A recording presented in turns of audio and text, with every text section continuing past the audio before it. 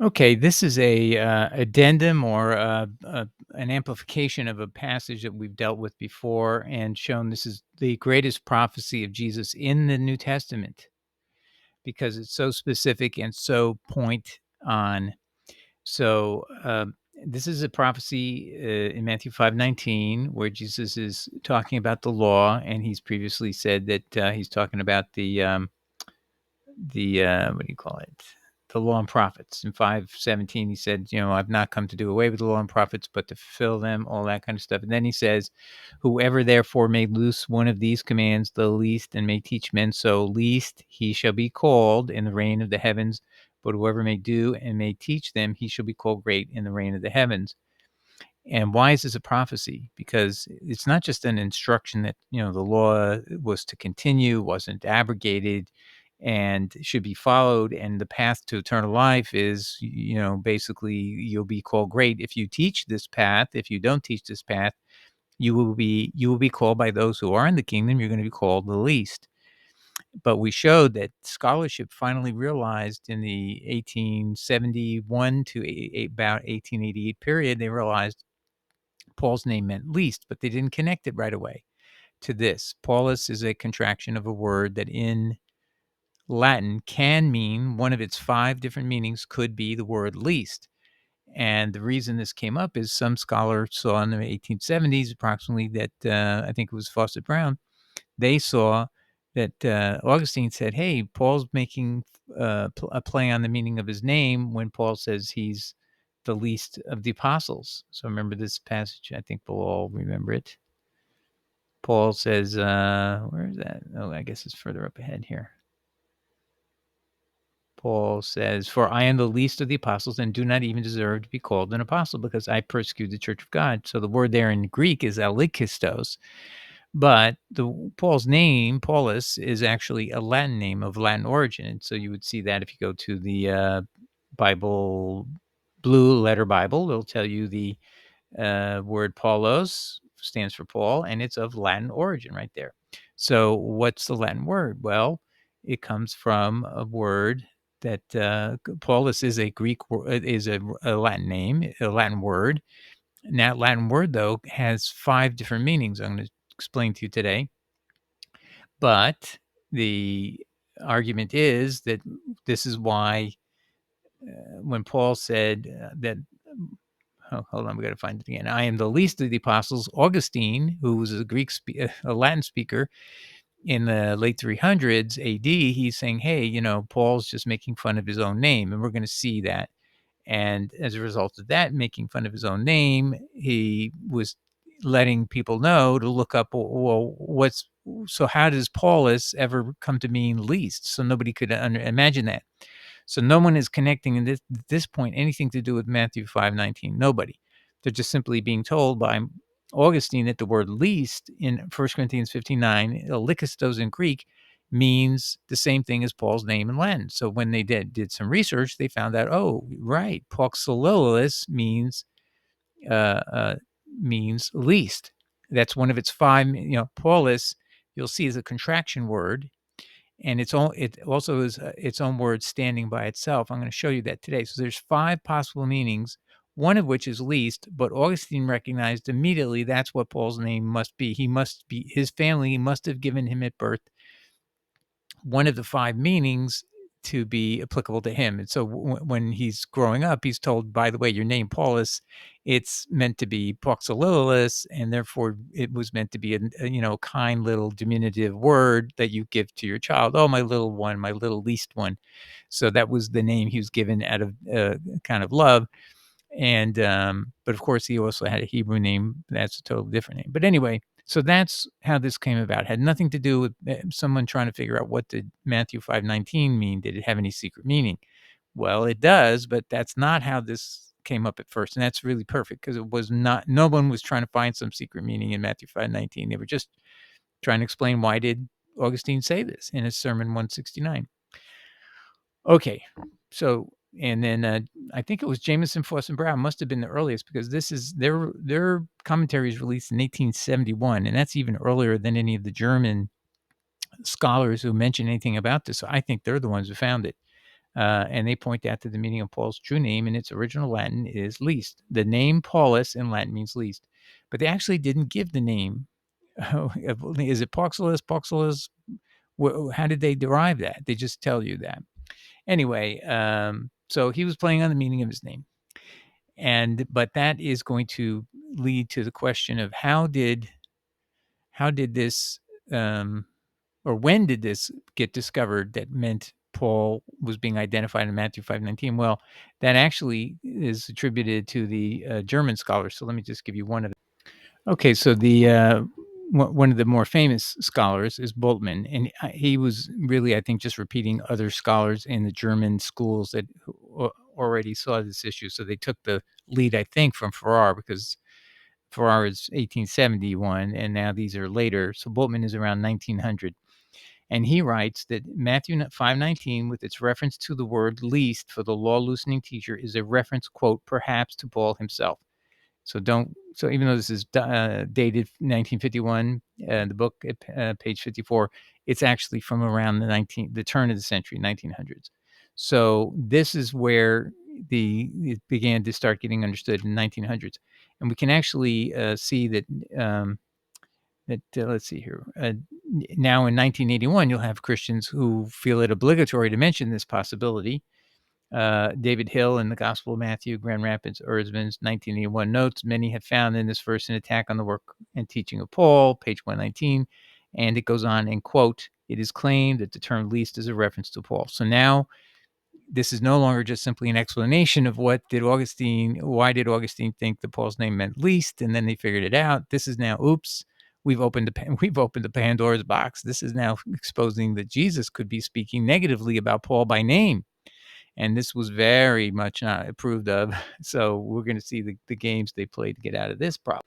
Okay, and today we're going to look at this quote from Farrar in more depth, and I'll explain. The Life and Works of St. Paul, E.P. Dutton, 1880 at 200. He explains the meaning of Paul's names. Paulus, a contraction of Pauxilus, means least. Now, I actually corrected it in this slide. So what should have been Pauxilus, and that's what made me realize there's something significant about the fact that this scholar himself gets it wrong. Now, this is before, apparently, any mention of Matthew 19 as being an issue. So he's just innocently explaining, and I went to the footnote, and we're going to look at his footnote from 1880, and he has no idea there's any issue about Matthew 5:19. He's just going through quote after quote of Augustine about how this relates to Paul, and he finds three different references that he thinks are him talking about the meaning of his name is least, and we'll show you what those are in a minute. So this is what we're going to focus on today. How could Matthew have known the sophisticated level of knowledge necessary to know which of the five meanings possible for the meaning of the word Paulus in Paul's name? That could, one of those five meanings meant least, and they would guess right. Because again, who would know Paul's birth name meant least? Only Paul's family and Paul himself.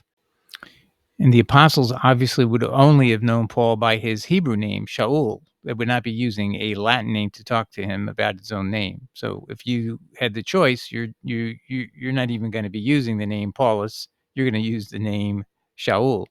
Okay, so let's dig into this, and we're going to try to prove to you there's five options, and the odds are that that Matthew could never come up with the correct, could have drafted that passage without extreme, excellence in Latin that defies common sense, that he could have had that ability, and therefore it had to be a divine inspiration for him. Okay, I want to show you work by a guy named F.W. Farrar. He is the Canon of Westminster, Chaplain Ordinary to the Queen, and he is going to say that Paul's name means least, and he's going to base that on a couple of references to. And so let's just go over there. So this is his page 200, his footnote 2. It's hard to kind of read. It's kind of blurry, so I've typed it up. And this is what he says. Paulus, a contraction of Pauxilus, but it's actually a contraction of Pauxilus. It's important. It means least. And then he's going to quote one of the sermons from Augustine, Paulus enim parvis. So Paul means little or is little. And so he's he's trying to use a synonym for the word least, and he's quoting the passage from First Corinthians that we quoted you earlier, where Paul says, I'm the least of the apostles, and he is claiming that that means parvis, or little, or least, okay, very small. So that's the first proof that Paul means least according to Augustine. And then he's going to give another example. He says, and I won't read the Latin here, but in there is the word minimum. Do you see that? I highlight in yellow. So tamquam minimum means the least. Apostolorum, minimum apostolorum. Do you see that here? I'm going to highlight it. So this is in a book or epistle, the spirit, the spirito and the letter, on the spirit and the letter. Okay, there it is. Paragraph 12. It seems to me that he chose this name for no other reason than to show himself as the least of the apostles. So he's calling himself by that name to show he is the least of the apostles, and he references that in that epistle. So Augustine twice is saying Paul's name. He's making an allusion that Paul's name means least in that second reference, and he's equating it with a word that literally means least, minimum in Latin, and it means it in English, by the way. And then he's going to do it again. This is in a book. It's called Conf 8.4. I really don't know what that is. It's one of Augustine's works, though, apparently. And in there, and I've translated it from Latin to English, Augustine, I believe it is, says he himself is the least of your apostles. Paul loved to be called that term, least of such.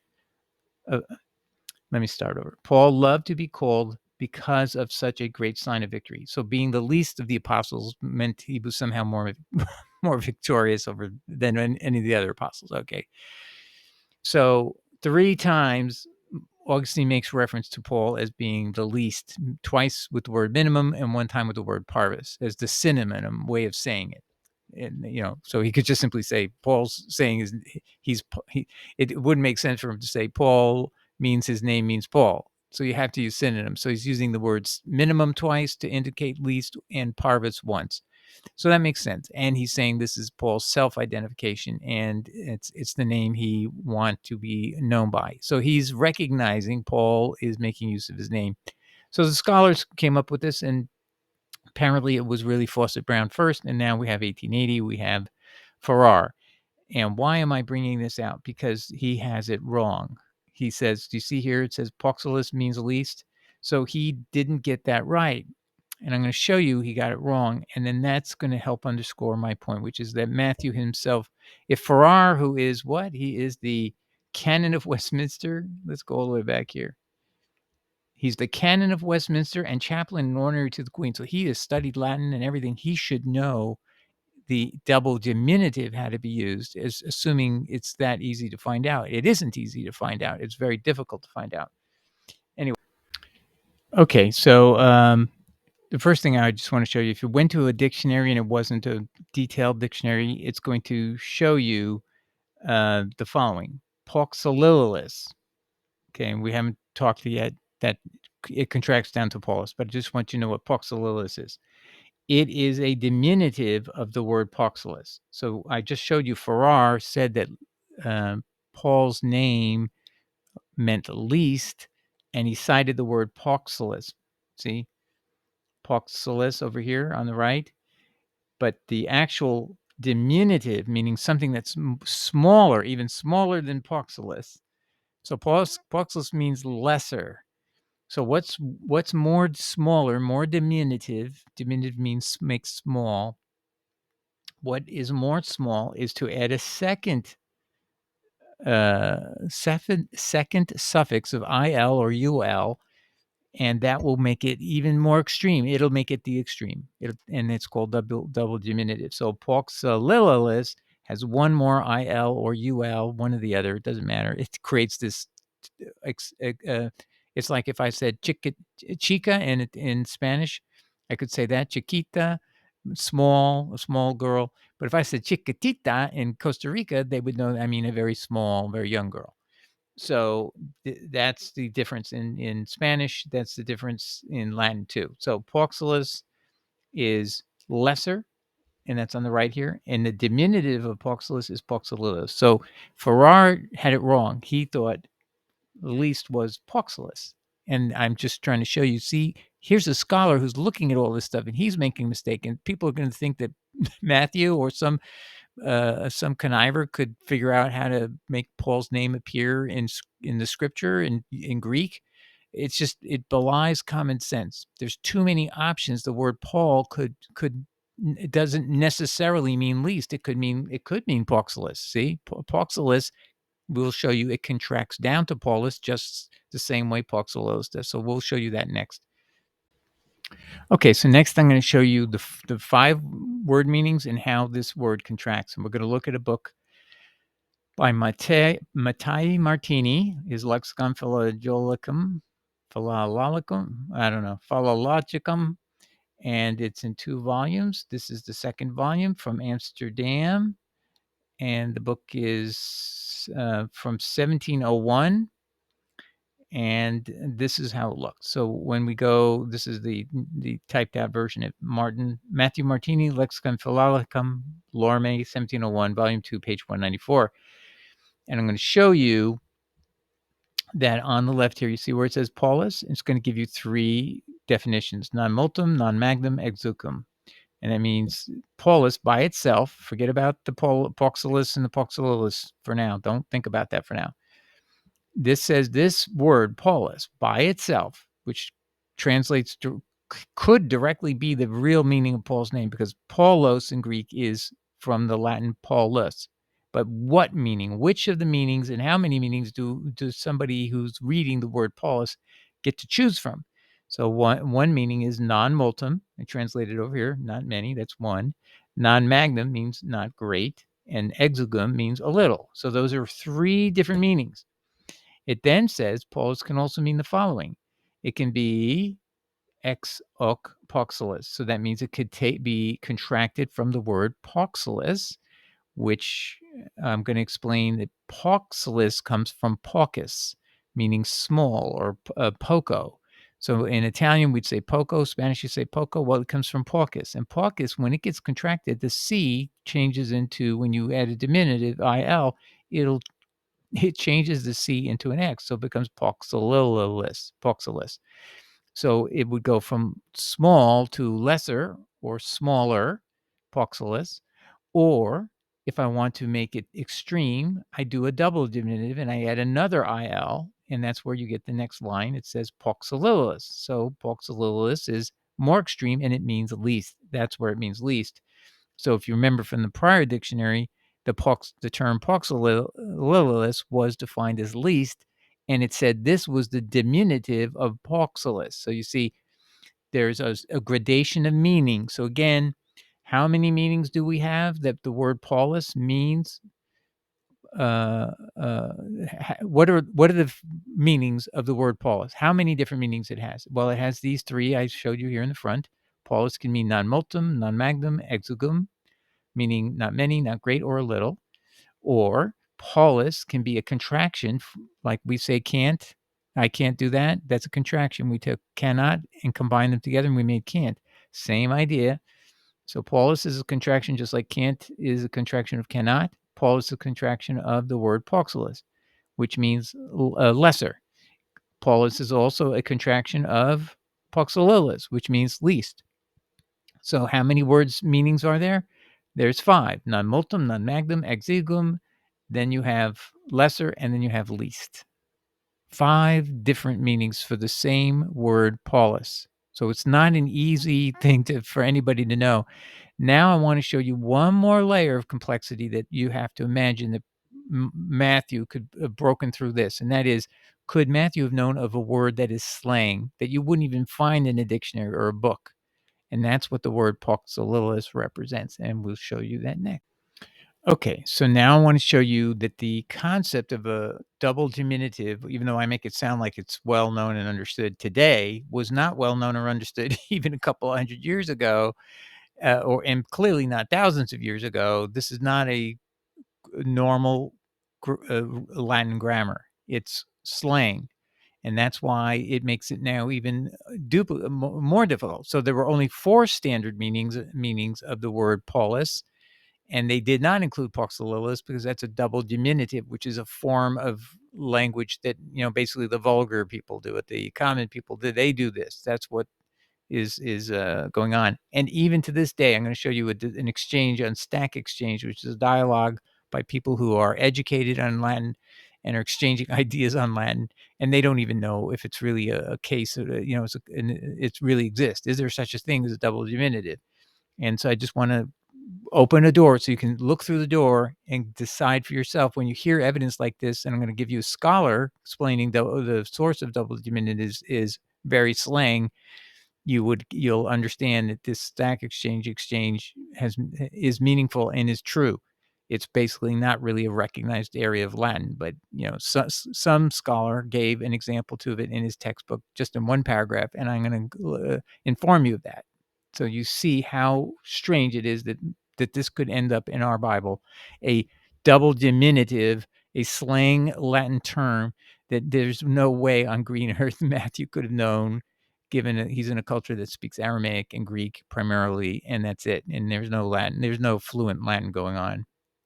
So this guy writes recently, I've been reading some Latin of the 17th and 18th centuries, and I'm wondering if it is possible for there to be a double diminutive. So you post your questions on the Stack Exchange and you wait for somebody to get back to you. It's the Latin Stack Exchange.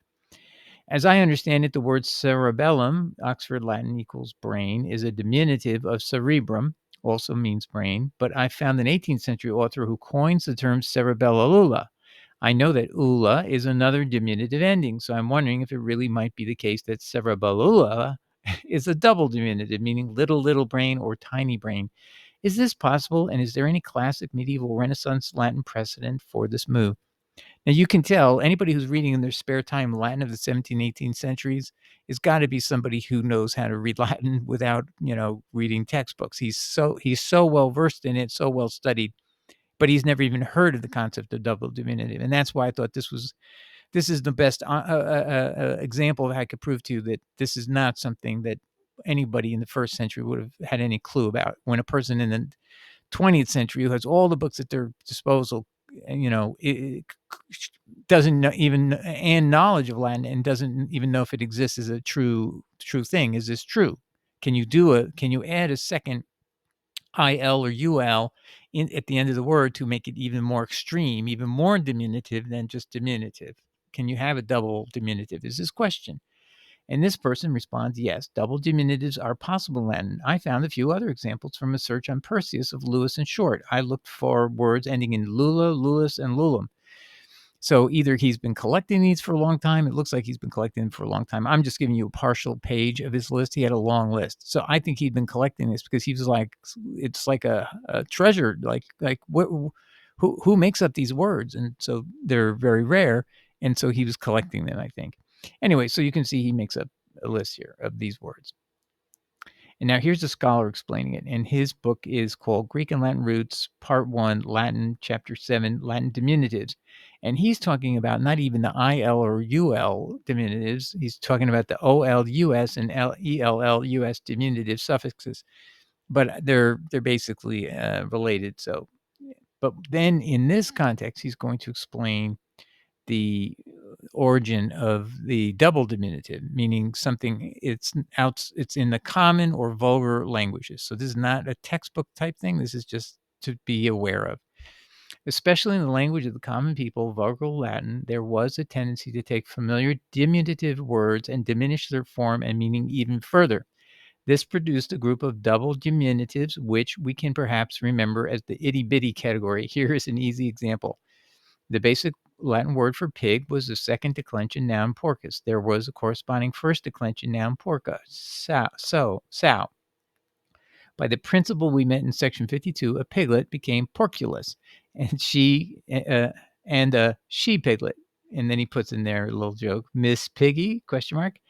And that's really, I think that's a good point here. These kind of words are meant to be funny and humorous, comical. So if you know this in Spanish or you know it from Italian, I know it from Italian. So you would use these little words, affectionate words, and you'd create these little diminutives. Okay. Anyway, so Miss Piggy was porcula. In popular speech, however, Roman farmers preferred the double diminutive porculus, an itty-bitty word that corresponds roughly to the English piggywig. What is interesting about all this is the fact that porculus became the standard late Latin word for pig. So the double diminutive became then the standard word for pig, and you no longer had to say the whole expression. Appearing in such Romance derivatives as Latin porcello, Italian porcello, and French porceau. Similarly, find vitellus or vitellis in the word for calf, source in Italian vitello, French veau, and English veal, and agnellus, Agnes, from Agnes, lamb. It's the source of the Italian agnello and the French agneau. Any student of Romance linguistics must come to terms with this Latin double diminutive, since it plays a rather important part in the vocabulary of French, Italian, and Spanish. So he's mentioning it because a lot of people read and try to study Latin so they can learn about the origins of French, Spanish, and Italian. Well, he's saying if you want to really understand some of those terms in Italian and Spanish and French, you need to know about the double diminutive in Latin. And so, but you can see it's vulgar. It's meaning it's not standard Latin. It's something people made up on their own. It became part of the standard language. If that word ended up becoming more meaningful and people found it important, they would then it standardized itself. But it was people creating words up, making up words themselves. So this is what Paul's real name. Paul's name meant Poxolilus, the least. So he had the most extreme meaning of the word paucus, not just poxolus, not lesser or smaller. It was the most extreme meaning. It had to be poxolilus, meaning the least or smallest. So either one of those meanings fit it, but he understood his own name to mean least, which is a meaning of the word. Those are all synonyms. Anyway, so 5 meanings, and the one meaning that is involved here is least. Hard to believe that Matthew could have tried to would have heard the name Paul and the word least would jump into his mind as how to translate it into Greek or in the Hebrew equivalent. Just not plausible. So the answer to the question is, was the origin of the word least in Matthew 5:19 as a prophecy against Paul, was it made up out of hate, or was it made by somebody like Matthew, or somebody writing after Matthew? Was it injected in the text to hate Paul, or is it the Lord Jesus Christ giving a prophetic message that only Jesus would know? Only Jesus would know which of the 5 meanings of Paulus really applied to that name, and Jesus could then invent a passage that is brilliant in and of itself to teach that the law isn't going away anytime soon, and he can warn the people. So we would then have a message handed down to us somewhere in history would come to life. And so this came to life at the end of the 1800s, early 1900s. Boltman is expressing knowledge that it now can be connected to Matthew 5:19 if one wanted to. That I'm not saying he did recommend that, but he realized that could be true, but we would have to believe this was really from Jesus. So I think you can now be persuaded, all of us can be in agreement, that Jesus is the only person who could have known out of the 5 meanings which meaning this had, and it meant least.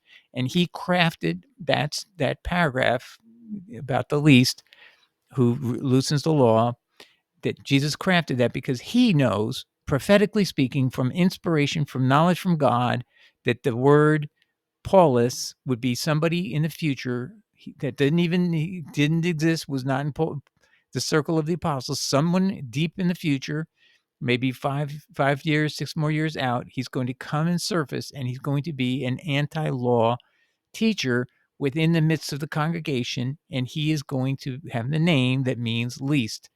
And Jesus means he's going to be basically an enemy, because those who are doing the right thing will be teaching the law. They'll be called the greatest. But those people who are in the kingdom of heaven will call this person who loosens the law by the name of least. Translated into Latin, it's Paulus. That to me ends the whole thing. This clearly could have only been Jesus giving a prophecy, and that means we have a reliable prophecy against Paul. If anybody asks you, why do you believe that Paul's writing should not be listened to? You say, you know what? My Lord Jesus tells me by name not to listen to Paul. He called him out by name in Matthew 5:19 because we now know the name that people will call the evil law loosener in that passage, least, is actually the Latin meaning of Paul's name. And we now know that. And we learned that through the revelation first of Augustine telling us in 3 different passages that's the meaning of Paul's name that he recognized in himself in those 3 different source texts.